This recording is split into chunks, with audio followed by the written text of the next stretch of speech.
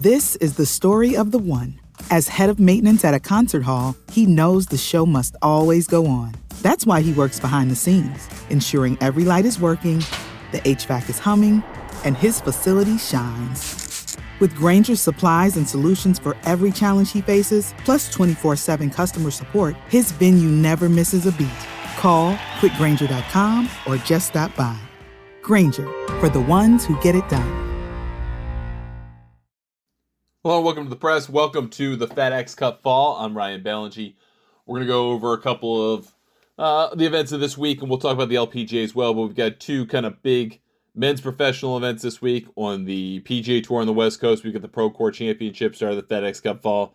10 of the U.S. Ryder Cup team is the 12 players is competing this week.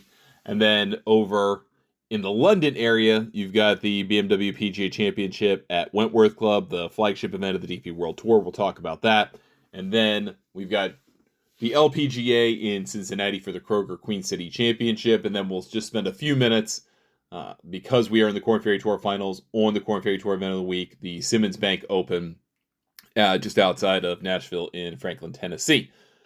Let's start with the Procore Championship. We have the most information about that. Obviously, we do our modeling around that. We talk about that pretty much every single, week of the season, right? And that's why we've been off the last couple of weeks. We haven't had a PGA Tour event to talk about. So, we've got the Procore Championship on the North Course, Silverado Resort, Napa, California. This tournament has been around for a while in different iterations. It's been at the Silverado Ranch, I guess it feels like 7 or 8 years now. It's been around. It's been a fairly long-standing tournament. It's been an event that has become kind of the mile marker to start what is now called the FedEx Cup Fall. It used to be called the FedEx Fall. It used to be the start of the new season. Now it's kind of the fight for your life part of the season, where players are shuffling to be either 51 through 60 on the points list and get 2 starts in the first 2 mainland United States signature events of the year, or finish 71st through 100th in the FedEx Cup Fall standings so that you get yourself a PGA Tour card for 2026. Remember, that top 125 number is no more. It's top 100 that gets a PGA Tour status, PGA Tour card for next year. So important things to note and remember about motivations, why players are playing, all that good stuff that's going on this week at this tournament.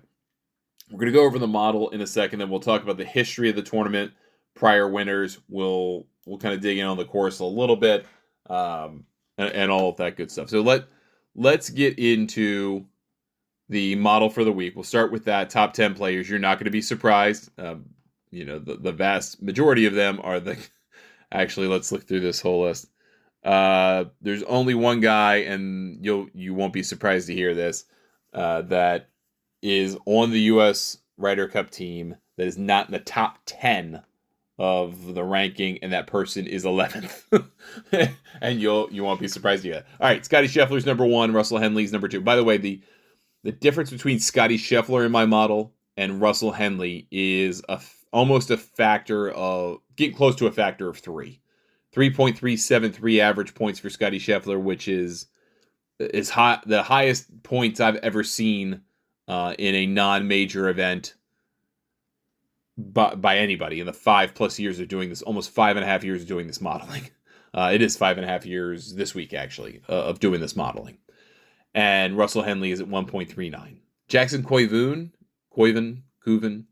I've heard different pronunciations. He is third, 1.273. Now that's because he has a relatively small PGA Tour resume, but his results in that relatively small resume against generally weaker fields is quite good. And he played very well at the Walker Cup. If you didn't watch that, you're going to have some Walker Cup presence here this week, namely Jackson. He was fantastic at Cypress Point. Very different golf course. I mean, Cypress Point played basically 6,700 yards all week, Saturday and Sunday, right? And my home course plays 6,700 from the tips. So different test, right? This is more of a PGA Tour test where you gotta get the ball out there. It's not as much about placement, although this golf course is about placement to a degree. Tree line fairways in a lot of places, some funky greens. I would de-emphasize putting a little bit this week just because the greens are kind of funky. Short game shots are a little funky. Depends on what they come up with the setup. At times the last couple of years, they've just gone deep rough around the greens, and I don't find that particularly imaginative, but it kind of takes some of the skill out of short game. So I think this is a ball strikers kind of contest, and I think you're going to see that to some degree in who's done well here. Although Pat Kazire is the defending champion, and he's a short game stud, so or putting stud at least. JJ Spawn's 4th, Colin Morikawa 5th, Cam Young 6th, Ben Griffin 7th, Justin Thomas 8th, Patrick Cantlay 9th, Sam Burns 10th, Harris English 11th, Matt McNeely 12th. I don't think any of that is really surprising at all. I mean, there's a reason why we've got these guys competing this week. The only 2 U.S. Ryder Cup team members that are not playing this week are Bryson DeChambeau, he's ineligible because he's on LIV, and Xander Schauffele, who just chose not to play. So there you go. I mean, that none of that should be shocking to anybody. As you go down the list, though, you kind of get some more interesting names, I think. Akshay Bhatia is 13th. He's proven himself pretty solid through the FedEx Cup playoffs. I think he's an interesting play. He's 35-1. Jesper Svensson is surprisingly 14th. I mean, he's crossing the world here. Played the Irish Open, now he's playing this. I don't really know. I wouldn't take a lot of stock in that. He's probably dead tired. He's going across a continent here and an ocean. Keith Mitchell's 15th. Max Grazerman 16th. Patrick Fishburne 17th. Davis Thompson 18th. Matt Kuchar is a horse for course play. He's 19. Matt Meisner's 21, Cam Champ 22. I mean, you see the drop off like, oh, wow, things have changed. Once you get past kind of like 20. Luke Clanton, I think, is very interesting here at 100-1. He's 33rd in the ranking. He's been kind of in this first run as a PGA Tour player, as a professional player. That doesn't mean he's bad, just being kind of like Michael Thorbjornsen, starting to get a handle on it. Starting to figure it out, but that takes time. And figuring out how to be a professional, how to travel, how to do all that stuff, that all takes time. So you can't just assume, unless you're kind of an all-timer, that you're going to figure it out right away. And most of the players who quote-unquote figure it out right away, they get lucky for a couple weeks, get really confident, and then they go into a deep slump. Ask Matt McCarty about that, who won last year in Utah, first start of the PGA Tour after the 3-win promotion for the Korn Ferry Tour, second start, and then he just went to a slump because he had to learn how to play the PGA Tour schedule. Now he's kind of figured it out, and he's doing a lot better. So this is an operation that takes time. So please don't kind of sour on him right away. Kevin Roy's in here at 23rd. I think he's an interesting play this week as well, 150-1. One other guy I want to mention while we're doing these rankings, and before I forget, because I have action on him already, I put a first-round leader bet on Rico Hoey over at Bet365 at 80-1.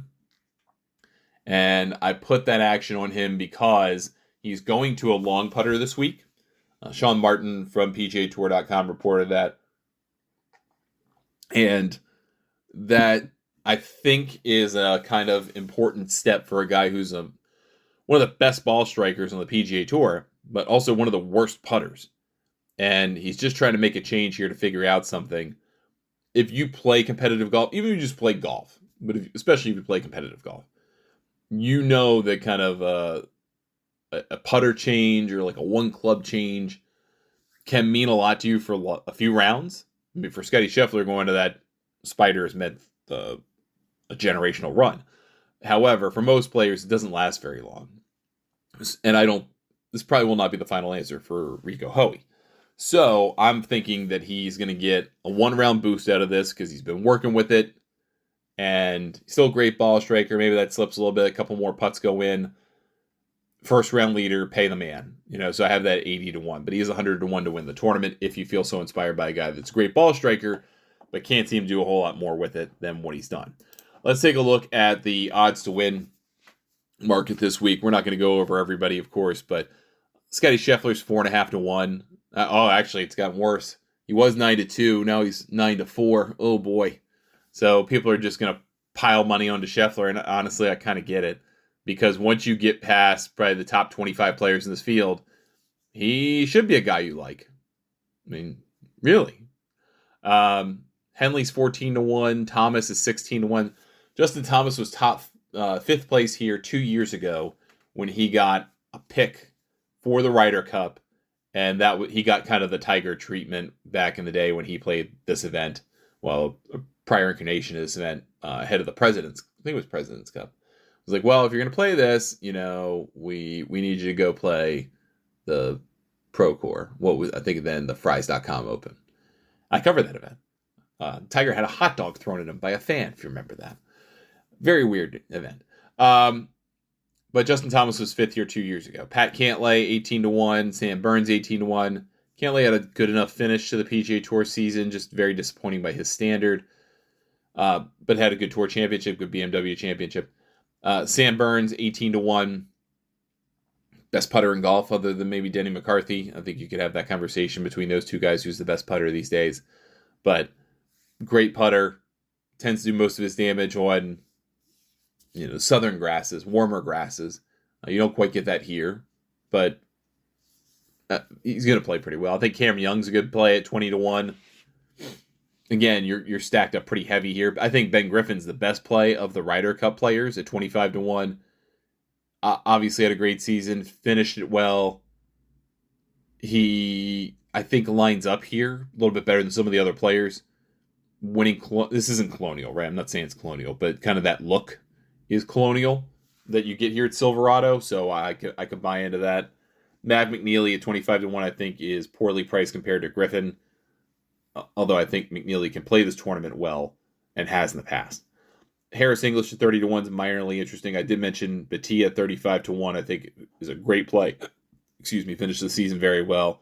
Koiven 50-1. I think is worth a look. I would like to see it more. If you could find it 60 or 70 somewhere, I'd slam it. 50 is a kind of in-betweener for me. Grazerman 60-1. He's going to get a win eventually, right? I mean, you would think. Max Homa, 2-time winner of this event, is 50-1. I'm not touching that with a 10-foot pole. Thor Bjornsson at 70-1, I think is kind of interesting. Matt McCarty at 80-1, I think is worth at least a consideration. And then you get to like a Bo Hostler, Sami Valimaki. I think I've seen some people on Sami Valimaki this week. Yeah, I guess. Sahith Theegala, I think, is worth a consideration at 100-1. He is a horse for course. He's a winner here. He's got his PGA Tour win here. He's trying to figure out where he is health-wise. Seems like he's in better strength. I think that's a long way to go to a win, but maybe it's a top 5 bet that's worth a look. Same price as Luke Clanton, Rico Hoey, Emiliano Grillo, Gary Woodland, Cam Champ, Mac Hughes, Ben On, Nico Echeverria, Andrew Putnam, Doug Gim. I think he's kind of maybe worth a play here. Matt Kuchar is a horse for course. Jesper Svensson has shortened up quite a bit, like a lot. So someone must have put some money on him thinking that was outpriced, because it was. Tom Kim's 100-1. William Mal's 100. So someone put some action on Tom Kim, because I saw him at a way higher number at a different book. Mac Meisner's worth a look. Tom Hoagie is a horse for course play at 150-1. He's not playing good golf, but he is a horse for course play. He does like this venue. Maybe you want to go a top 5 or a 10 on him. Kevin Roy, 150-1, I think is worth a play. This is kind of the time of year where you got to go figure out if you're someone who's been playing out of that Korn Ferry Tour reshuffle zone, how the heck you're going to get in the top 100. Because you got to figure it out in 7 tournaments in a hurry. A lot of these guys back past 150-1, they're struggling. They need some help. Taylor Montgomery kind of interests me here at 200-1. He's played on the Korn Ferry Tour a lot. He was 68th, I believe, in the standings heading into this week. He chose not to play. He wants to get his card back this way. He thinks he can do it. He has been playing pretty well. I think he's worth an outside bet at 200-1. Stephen Fisk, I think, is also worth a look at 200-1. I'm going to throw in for Adam Svensson for a few bucks at 250-1. He is a horse for course play. He is not playing well right now. That is kind of hey, I'm going to throw $3 to $5 at it. If it hits, awesome. If not, not worried. You got a lot. I mean, this is a 144 player field. You're getting guys in the 5,000 to 1 range, 2,000 to 1 range. No one really strikes me as a guy you would want to go super deep with here. I'm surprised that Matt Neesmith is 1,000 to 1 versus I'm trying to give you a guide. So like a Taylor Dixon is 2,000 to 1, but Neesmith was 93rd in the Korn Ferry Tour points or something like that. Like he skipped because he thinks he can get back there from this. I don't know about that. Adam Schenk might interest me a little bit. I think Brian Campbell is worth a look here. Brian Campbell's had a hell of a year, right? Won twice, got to extra frames, and did it, right? Like he is just running on absolute. He's got nothing to lose. He's playing on house money. That's the metaphor I'm looking for. 61st in the world ranking. He didn't do that great in the playoff. Like he missed he won the Deer, missed 3 cuts, and then finished darn near the bottom of the other 2 events in which he played. Now I knew it was going to happen at the BMW Championship because the long golf course just didn't suit him. I think this golf course can suit him. I think he can do well here. When he does well, he does quite well. If you look at his good results, they're either on classic golf courses or Augusta National, basically.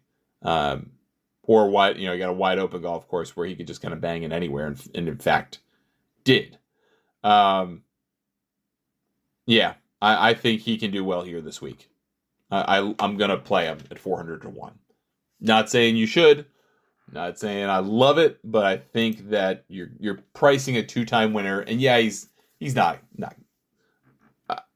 He should get a better price because he's a 2-time winner. So to that end, I'm gonna play him at that number. Brant Snedeker, by the way, is the tournament host this week technically the tournament host this week for the Korn Ferry Tour event. He's playing in this. He's 400 to 1. I would much rather have Brian Campbell at 400 to 1 than Brant Snedeker, or than Luke List, or Zach Blair, or David Ford.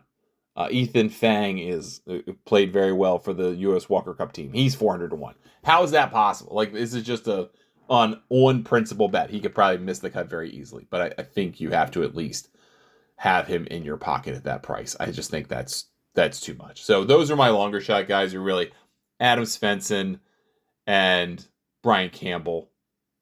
Miles Russell, by the way, is 300 to 1. And I've seen some people unironically say they're going to bet him this week.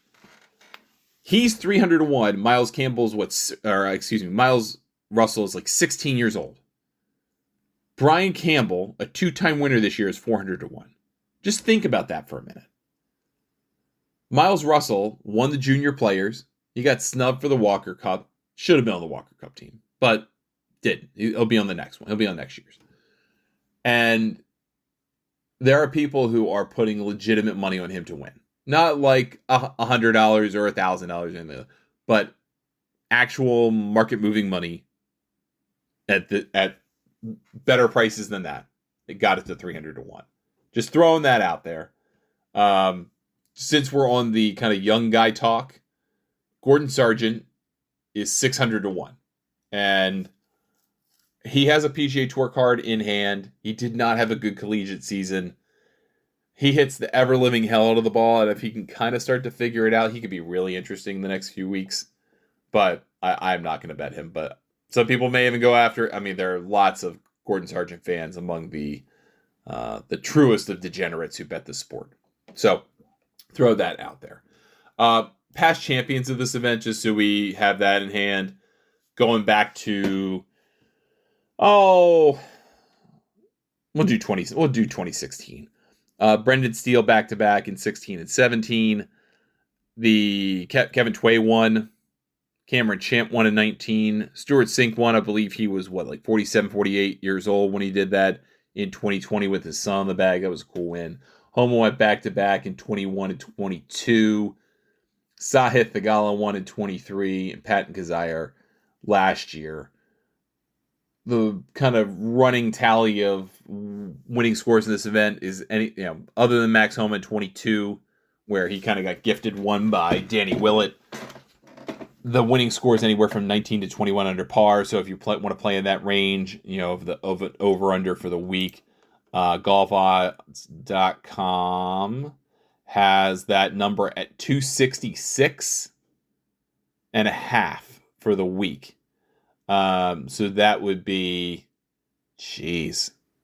22 under par, 21 and a half under par. That's an interesting number. I would play the under there at that minus 110 just because of what we see in the past. I would just roll with that. Again, just have a fun little sweat for 4 days. Not a huge money bet, just kind of throwing that out there. But the thing you will notice there is, you got a bomber and Cam Champ, but everyone else is more or less they're all kind of ball striker guys, really. Emiliano Grillo, Jimmy Walker. Going back even more than that. Over the years, but especially at Silverado, you've got ball strikers above all else. So we'll throw that out there as just kind of a guiding light for the week. Guys who have done well in the last 5 PGA Tour events played with multiple top 15 finishes that are competing this week. You don't have a lot on the PGA Tour wise, right? Harris English, Patrick Fishburne, both of those were in week events. Keep going. A lot of people are taking Ben Griffin, of course. Harry Hall. I don't even know if Harry Hall is in this, isn't he? No, he's not. Huh. No, he is. Oh, he's in the... I'm sorry. Mixing it up. He's in the BMW PGA, which is why we'll get back to that in a minute. But I do want to note him there. Let's see. Russell Henley obviously playing very well. Bo Hostler playing pretty well again in weaker fields, but did well in all of those. This is a weaker field, just pointing that out. Let's see who else. Jackson Coyven he plays very well in the week events. There's a reason to bet him here. Matt McCarty did pretty well in the Wyndham Championship. He, I think, is an interesting number, 80-1. Seems to play better in kind of the West Coast. Taylor Montgomery played well in the 3M Open and the Barbasol Championship. Again, weaker field. No problem there for me. William Mao played very well in the follow-up to winning the Barbasol. He finished tied for 7th at the 3M Open. Maybe worth a look. I did mention Taylor Montgomery playing well. Cam Young's obviously played well. Now we're working a little bit backwards from the alphabet. Jesper and Adam Svensson both finished tied for 14th at the 3M Open. This isn't that kind of golf course, but at least they've had decent finishes recently. And I think that's really it. Yeah, that's really it here. At least as it relates to the Procore Championship here this week. Some low variance guys that are doing well, strokes gained tee to green. In order, guys to mention, Scotty Scheffler, of course. Doug Gim, JJ Spawn, Patrick Cantlay, Ben Griffin, Justin Thomas, Davis Thompson. Cam Champ has been playing better. Kevin Roy, Ben Coles, Keith Mitchell. Just some guys to keep in mind. I did mention Keith Mitchell earlier. Did mention Kevin Roy. I'm not betting Keith Mitchell or Ben Coles. I would bet Kevin Roy. I think this tournament does kind of line up well with his game. If you're trying to think about top 20 bets in particular, I look at over the last 50 events played, how many players finish in the 40% range or better of that top 20, see if you can find any value. Unfortunately, there really isn't this week. It's pretty much exactly who you would expect, for better or for worse. But Kevin Roy finishes in the top 27 out of his 19 events. That we have that data on, so 36.8%. That's pretty good, and it's pretty much worth a look, I think, at that price. Bill Hostler's at 10 of 29. I mean, he's been a grinder, but 34.4% is probably worth a look on that figure. And maybe Matt McCarty and Kevin Yu, but Matt McCarty, 8 out of 25, 32%. Luke Clanton, 6 out of 19, 31.5%.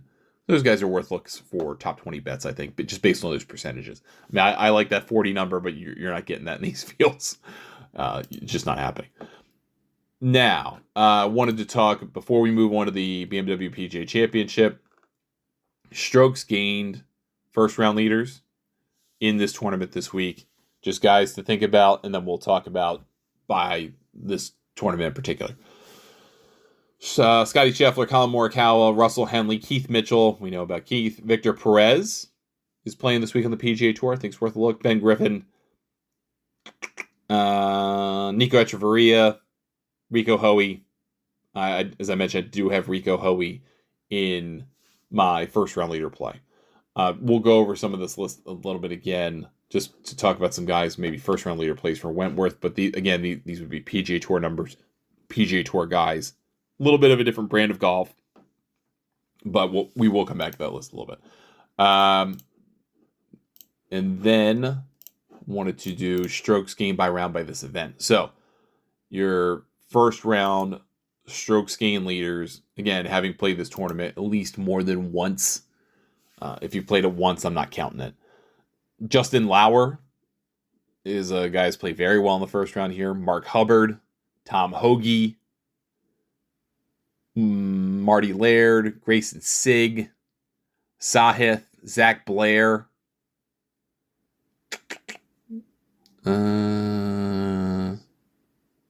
Matt Kuchar, Jason Duffner, Doug Gim, Adam Svensson. So I may get on a Svensson first round leader bet as well, just to have something to sweat over.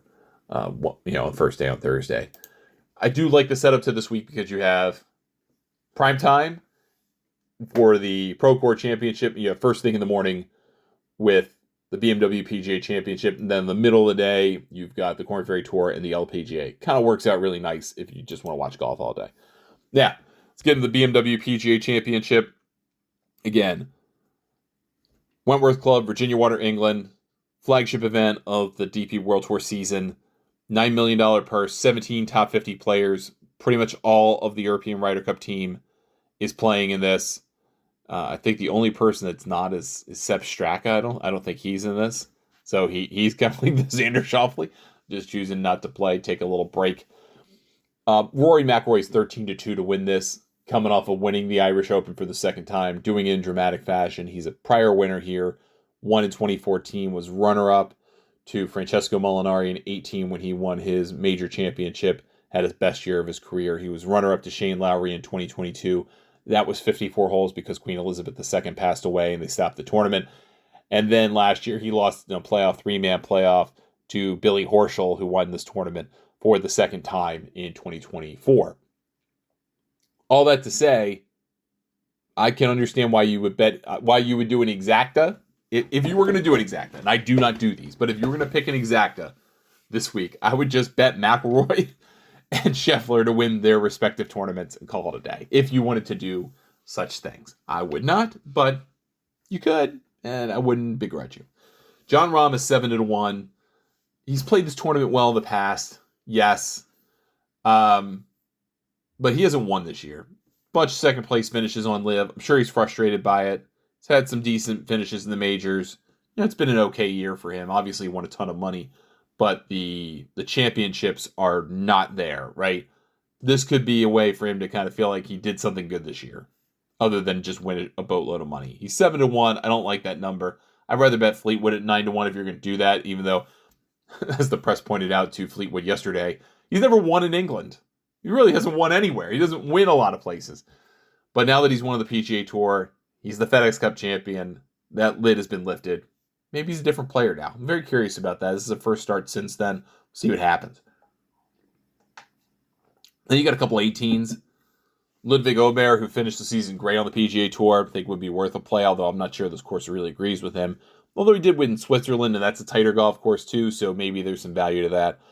Victor Hovland is 18-1 as well. Had a good finish to the season, has played this course well historically.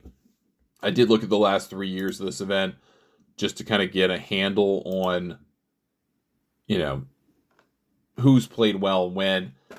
Victor Hovland's been fifth here in 2022 and 2023, was not last year. That's I think worth a look. If you are curious about Ludwig's kind of fit here, he was T10 in 2023 in his kind of big coming out year, right? So he can play well here. It's not beyond him to do that. Joaquin Niemann's 20-1. Again, a great year on LIV. Can't do anything anywhere else. Not betting him. Matt Fitzpatrick at 20-1, I think is worth a consideration. I'd rather look at Aaron Rai at 20-1. If you're going to play in this range, Aaron Rai is one of the horses for courses. He was T2 in 2023, and he was T4 last year. He likes this golf course. It lines up with him. Shane Lowry's 25-1. I think he was T13 at the Irish Open. He's obviously a winner here, although McIlroy said in his news conference today that he feels like if it was 72 holes, he would have gotten them. And that's probably true. Bobby Mack is 30-1. Obviously had a great BMW Championship. I was trying to do it at the BMW PGA Championship. He's played okay in this event in the past. This does seem to be a kind of a course that should work for him. He was T12 here last year. Then you've got Marco Penge, 35-1. I think he's a little out of his depth here. Rasmus Højgaard's been playing great, 35-1. I think it could be worth a play. If you want to look at Højgaard's and their record here, Rasmus was T18 in 2022. Nikolai has nothing to speak of in this event. Then you go and look at Corey Connors is playing this week, which I was kind of surprised about. I think there are going to be people that put some action on him.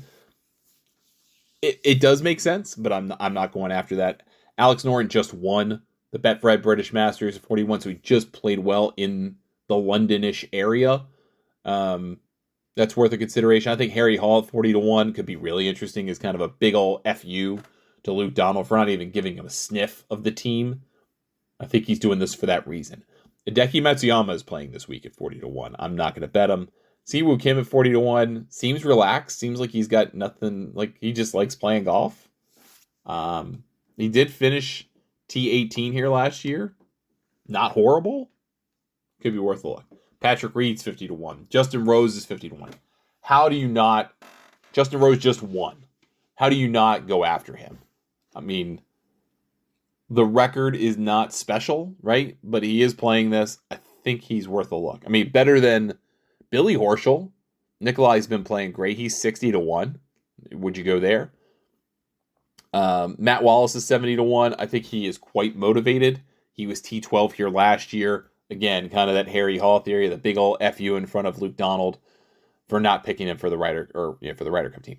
Dean Burmester from Liv is 80-1. Tom Dietrich is 80-1. Dietrich's kind of interesting to me that he's playing this week. Michael Kim's 80-1. This is actually quite a really interesting field, considering that there's good support for this tournament. I kind of wish that this would be a co-sanctioned event, even though it is a DP World Tour one. You got Tom McKibben coming off of a pretty good year on first year on Liv, 80-1. Ryan Fox is a past champion here 2 years ago. It's his only good finish in this tournament. He is a different player now. He won twice on the PGA Tour this year. I think he's worth a play at 90-1. There are people playing Angel Ayora at 90-1 over him. I don't get that. Ryan Fox is the better player. He's the better value. Get in there. Brooks Koepka's 100-1. How far the mighty have fallen. Minwoo Lee's 100-1. Can't find the broadside of a barn right now with a driver. Hao Tong Lee is 100-1. I think it's actually worth a play. Christopher Raitan, 100-1 is kind of interesting. Ryan Gerard's 100-1. He's playing this week. He went and played the Irish Open last week, so just making a twofer of it. His game should travel. I think he could be an interesting top 5 finish. I bet him too much, but I think he could be worth a play. I like Kita Nakajima here this week. I've seen him elsewhere at 150-1. This is the Westgate. That's at 125-1. So I wonder if they took just a touch of cash on him. But he's 122nd right now in the world ranking. If you look, he missed the cut of the Irish Open, which kind of hurts him. But if you look at his last 3 starts, 4th at the Betfred British Masters, just down the road, T17 in Switzerland, miscut here. He's going to the I would be stunned if he does not get into the PGA Tour next year, based off of the points list. I think this is a tournament that should hypothetically work for him, right? It should. And he's really done well this year in kind of making that leap, full-time, all-the-time leap to the DP World Tour. I think you have to at least consider him here this week. I think he's starting to figure out how to be the best player he can be. I like him. I'm going to go with him at that number. If you can find him higher, I'd absolutely bet him. But do not bet him less than 125-1. Patrick Rogers is playing here this week. 150 to 1. If you're looking for kind of a really long shot to consider, you're going to struggle because the quality of field is higher than usual in this event. I mean, you get a field bet, basically everyone that's not listed here, which is about 80, 90 players at 30 to 1. That's not worth it. I think you could go look at like no. Julian Guerriere, maybe. Yeah, there's really not anyone else to work with here that is like a super long shot. I think you almost kind of have to have. I think this is very much a kind of top heavy tournament this week, so just kind of stick with that. It's an interesting field. I mean, it is probably the best field this tournament has had in a long time, and I'm happy for it. I really like watching it. I think you can get some value here. So we mentioned those guys, but just to recap, I would understand if you bet McIlroy, Ludwig, and Victor. I get Aaron Rai absolutely. I would consider Rasmus Højgaard. I would look at a Justin Rose because of the price. Matt Wallace and Harry Hall are kind of the middle finger to Luke Donald picks. Ryan Fox is a value at 90 to 1. Gerard or Haotong Li, I think I like both of those guys. And Kita Nakajima at 125 to 1 will be worth a play for me here this week. Now, let's spend a few minutes just to wrap everything up. I know it's a longer show than normal, but we're putting it all together for you. We got a big week here.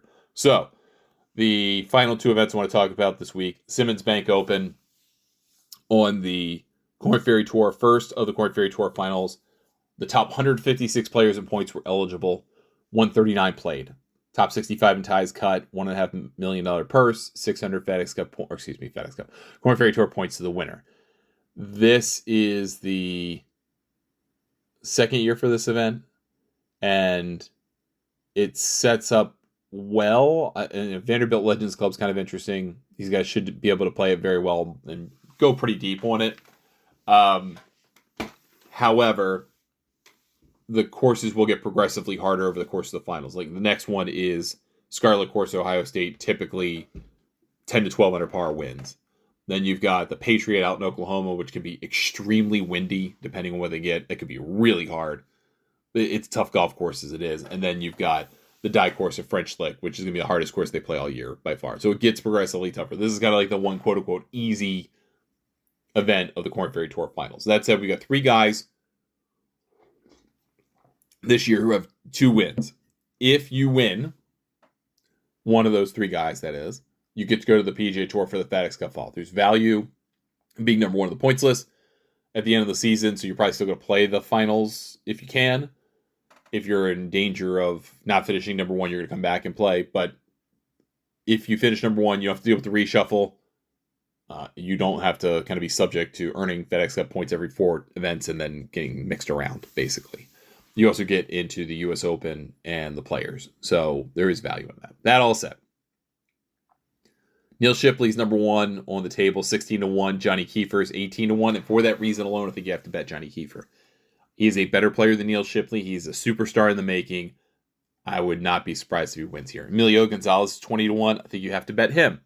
He was in the top 5 here, I believe, last year. He's a better player now. He just won the Boise Open for the final regular season event. You got Dumonte Chessart at 25 to 1. I think it's worth a play. Same price as Austin Smotherman, who's going to go to the PGA Tour. Dumonte Chessart is right on the fringe of that top 20. I think he's 21st in the points right now. So, plenty to play for him. I like his chances. Then you've got Zach Bouchot at 28 to 1. I think is worth a play. Pearson Cootie's playing. He's had a really nice year. Got a couple kind of weeks to take off after trying to straddle 2 tours this year. I think he's worth a look at 33 to 1. Beyond that, maybe like a Trace Crow at 45 to 1, I think is worth a look. Sudarshan Yelamaraju won the second event of the year. Canadian dude out of nowhere. Has had a really nice year and has started to play well better recently. I like that.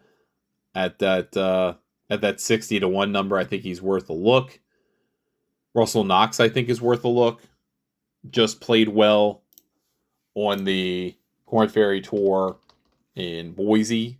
Again, not necessarily. I mean, this is more of a momentum tour than anything else. It's not necessarily a week to week, but he was just tied for third at the Boise Open.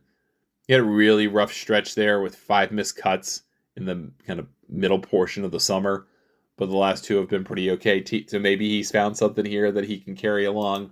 He needs a big move here to get closer to that top 20. After that, I think you're going to be kind of struggling to find guys you feel really good about. Maybe a Logan McAllister, maybe a Stuart McDonald.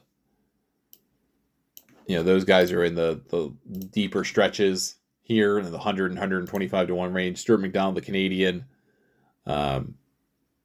his best finish of the year was at Tulum. He was the runner-up to Bryson Nimmer there in a playoff. That's by far his best finish of the year. He kind of had a weird spell there in the summer. He was 10th in Wichita, 58th last time. He's made 3 of his last 4 cuts. Maybe worth a look there. He at least can sniff what it's like to win on this tour. So I would err toward the top here. I probably wouldn't go past Yellow Mirage at 60 to 1. And that's just because he's been playing a little bit better lately. So I would go take a look at Kiefer and Gonzalez, Dumont Deschessart, and probably Cootie, and then Yellow Mirage. That would be it for me there. Okay, last tournament. Kroger Queen City Championship. TPC, Rivers Bend, Hamilton Township, Ohio, just outside of Cincinnati. This is a major caliber field for playing for a PGA or LPGA minimum purse. It's a $2 million event. So most likely there is a sponsorship renewal coming up here, and the LPGA knows about this, obviously, and told its players, like, all of you got to get out there. Let's go have a good time. Let's go show what we can do. And they have 39 of the world top 50 compete. I mean, that's amazing. That's almost major caliber for a tournament that really does not have a lot of pedigree to it. A lot of the players competing this week have never played in this tournament before, so it's kind of hard to get a handle on the field. This has typically been an event. I mean, you've had Minjee Lee win this. You've had Lydia Ko win this. She's the defending champion. This was the point that got her into the LPGA Hall of Fame last year. Really big deal. You got a really good field for this. Just some players I want to point out here. I think Minjee Lee is worth a play at 14 to 1. She's the second favorite with Nelly Korda. Gino Titicol is 8 to 1. She just doesn't win enough to make it worth it. She always kind of stumbles at the end. Lottie Wood 16 to 1. I would skip. I would play Aki Iwai at 18 to 1. Charlie Hall is 18 to 1. Amir Yamashita is 18 to 1. Of those, I would play Aki. Charlie Hall was second in the Ladies European Tour event in Houston last week, so she is fresh, relatively speaking. Just doesn't close enough for me to bet her. Rio Takeda, I think, is interesting at 22 to 1. Alim Kim, maybe at 28 to 1. I would probably go take a look at Chisato Iwai as well at 40 to 1. They seem to be having a lot of fun. Very happy about where they are. Gabby Lopez is a kind of horse for course play at 65 to 1, I think, is worth a look. Miranda Wang just won. She just won the FM Championship. A big, high-quality field. Big purse, biggest non-major purse in the LPGA, and she's 110 to 1. That's, again, kind of goes back to Justin Rose earlier in the show. Just kind of a respect bet, Ryan Fox bet. Like, what the hell? They've had a great year, and you're telling me they still stink? No, I'm going to bet Miranda Wang at 110 to 1. I know her results are quite variable. I'm willing to live with that. Then you kind of get into, do you go after like a Jenny Shin or Ina Yoon? They haven't had the best of years. I thought Patty Tavatanakit would have a pretty decent little run, but that has not kind of panned out. I don't think you have to be a long player to do well here. So maybe someone like an Aditi Ashok could do okay. Maybe a Cassie Porter who just did okay on the Ladies European Tour event. But I think with the kind of the way it's stacked at the top this week, I think you've got to think more toward the top of the table. So just some thoughts there. Not a ton of conviction because the way the field kind of shapes up, it's way better than the other fields they've had previously. So I think it's kind of hard to handicap it as seriously. That's going to do it for us this week on the show. Long show. Hopefully you enjoyed it. Hopefully you got a lot out of it. I haven't done one like this in a while. We will have shows throughout the fall for the FedEx Cup stuff. Obviously, we'll have some good DP World Tour stuff. We'll have some good LPGA stuff. We'll have some good Korn Ferry Tour stuff through at least September, the beginning of October. But we'll do the show basically through the end of November, and we'll do shows every week. Some will have weeks like these where we have pretty much everybody on the docket, and some will just have an event or two, and they'll be relatively short. But we're going to do these as voice only through the fall. We're trying to get a whole lot of projects done, so it's just easier to do it voice-wise than video, and hopefully you enjoy them.